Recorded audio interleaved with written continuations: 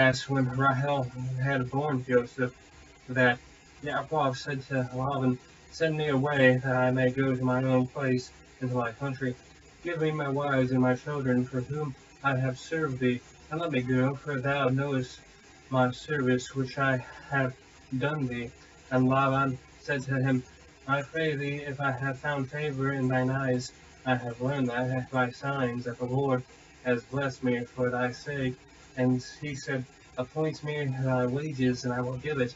And he said to him, "Thou knowest how I have served thee, and how thy cattle was with me. For the little which thou hadst before I came is now increased to a multitude. The Lord has blessed thee since my coming. And now when shall I provide for my own house also?" And he said, "What shall I give thee?" And Yaakov said, "Thou shalt not give me anything, if thou wilt do this thing for me. I will again feed and keep thy flock. I will pass through all thy flock today, removing from there all the speckled and spotted cattle, and all brown ones among the sheep, and spotted and speckled among the goats. And of such shall be my hire, so shall my righteousness answer for me in time to come. When thou shalt come to see my hire before thy faces, every one that is not speckled and spotted among the goats, and brown among the sheep, shall be counted stolen with me." And Laban said, "Behold, would it might be according to thy word."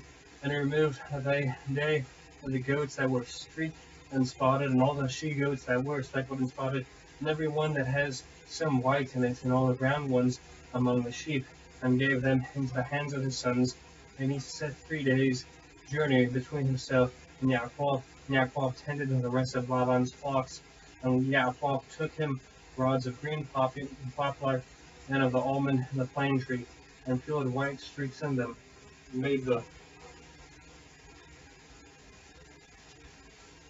white appear which was in the rods. And he set the rods which he had peeled before the flocks and the gutters and the watering troughs. When the flocks came to drink, they should conceive. When they came to drink, and the flocks conceived before the rods, and brought forth cattle, streaked, speckled, and spotted. And Yaakov separated the lambs, and set the faces of the flocks towards the streak, and all the ram in the flock of Laban. And they put his own flocks by themselves, and put them not to Laban's cattle. And it came to pass, whenever the stronger cattle did conceive, that Yaakov laid the rods before the eyes of the cattle in the gutters, that they might conceive among the rods.